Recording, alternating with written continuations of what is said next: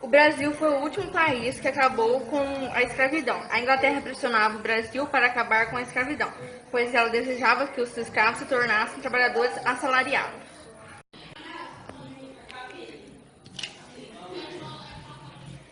A Inglaterra começou a prender navios negreiros que rumassem da África para o Brasil.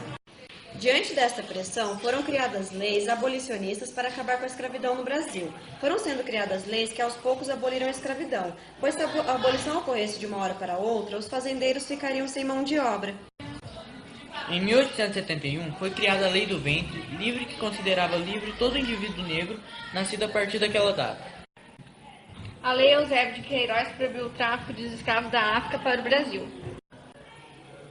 A lei Saginária libertava todos os indivíduos escravos com mais de 65 anos, mas eles não tinham para onde ir e muitos morriam antes. A Lei Áurea, com a assinatura da Princesa Isabel, filha de Dom Pedro II, foi abolida a escravidão do Brasil. No século XIX, o café passou a ser a principal atividade econômica do país. Isso atraiu a vinda de muitos imigrantes, principalmente italianos. São Paulo, graças ao clima e solo, foi o maior produtor de café no mundo, depois de Minas Gerais e Rio de Janeiro. Os imigrantes, depois de desembarcaram em Santos, eram inicialmente fincados e fechados em balcões da estrada de ferro. Eram depois recolhidos em hospedeiros dos imigrantes da capital paulista e ficavam ali cerca de 50 dias, até a indicação da fazenda para onde iriam.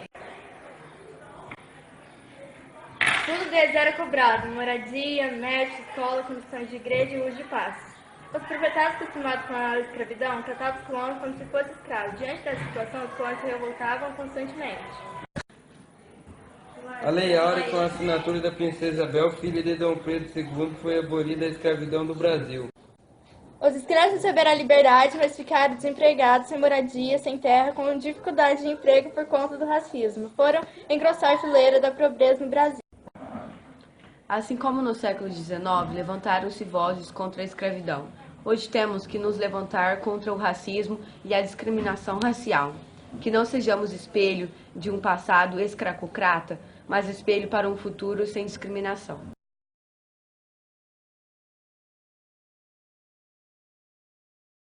Brasil, Império, Imigração, Economia Cafeeira e Lei de Terras. O Brasil era o único país que ainda mantinha a escravidão. A Inglaterra pressionava o Brasil para acabar com a escravidão, pois ela desejava que os escravos se tornassem trabalhadores assalariados para poder comprar seus produtos industriais.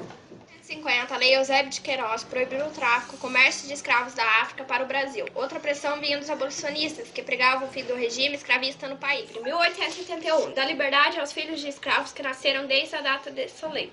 Depois de quantos filhos de escravos completam 21 anos, teriam que pagar impostos do tempo na casa do fazendeiro, com o seu trabalho. Em 1885, são libertos os escravos com acima de 65 anos. A maioria dos escravos que eram libertos morriam, pois ficavam sem abrigo. Em 1888, declara a abolição da escravidão no Brasil. 9. O café passou a ser a principal atividade econômica no Brasil, exportado por tropas de mula das fazendas até a cidade de São Paulo, e daí até o porto de Santos, de onde era exportado para outros países. Perguntar por que não se tentou usar os escravos libertos como trabalhadores assalariados livres, mas havia necessidade ou enriquecer o Brasil através do embranquecimento da imigração europeia. Criadas leis, começaram a chegar no Brasil imigrantes, pois estavam à procura de uma vida melhor. Os principais imigrantes vinham da Itália, pois com dificuldade em seu país, aqui no Brasil poderiam se tornar grandes fazendeiros. A terra só pode ser adquirida pela compra ou doação do governo Sesmaria.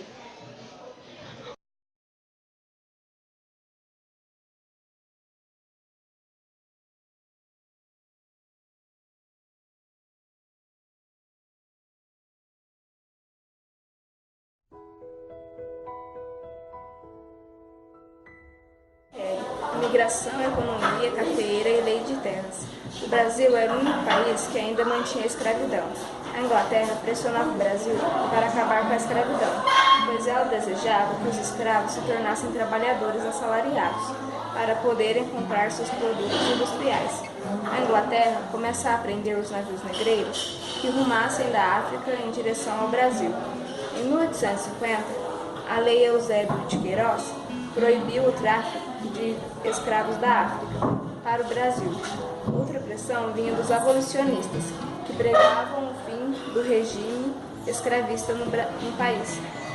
Foram sendo criadas leis que aos poucos aboliu a escravidão, pois se a abolição ocorresse de uma hora para outra, os fazendeiros ficariam sem mão de obra. Em 1871 é criada a Lei do Ventre Livre, que considerava lei todo indivíduo negro nascido a partir daquela data. E a Lei dos Sexagenários, 1885, libertava todos os escravos com mais de 65 anos. Em 1888, com a assinatura da Lei Áurea pela Princesa Isabel, filha de Dom Pedro II, foi abolida a escravidão no Brasil. 9. O café passou a ser a principal atividade econômica no Brasil. São Paulo, graças ao clima e solo, foi o maior produtor de café do mundo. O café era transportado por tropas de mulas das fazendas até a cidade de São Paulo e daí até o Porto de Santos, de onde era exportado para a Europa e os Estados Unidos. Para facilitar o transporte de café, a partir de 1870, foram criadas as ferrovias como a Mogiana, Paulistana, Sorocabana, etc., através de empresas inglesas. Porque não se tentou transformar escravos em trabalhadores livres, ou porque não incentivou a vinda de gente das áreas pobres do Nordeste para trabalhar nas lavouras de café. Muitos intelectuais racistas não desvalorizam apenas os escravos, mas também os mestiços, considerados seres inferiores. Segundo eles, a única salvação para o desenvolvimento do Brasil, segundo eles, seria o embranquecimento do país através da imigração europeia. Encontradas em seus países de origem, a propaganda feita pelos agentes de imigração de que no Brasil poderiam se tornar proprietários, juntamente com as passagens adiantadas pelos fazendeiros, atraiu a vinda de muitos imigrantes, principalmente italianos. Os imigrantes, depois de desembarcados em Santos, eram inicialmente trancados e fechados em vagões da estrada de ferro. Eram depois recolhidos na hospedaria dos imigrantes, na capital paulista. Permaneciam ali cerca de 30 dias, até a designação da fazenda para onde seriam conduzidos. Tentado pelo fazendeiro, que pegava empréstimo do governo, devia ser pago em prestações com juros pelos imigrantes.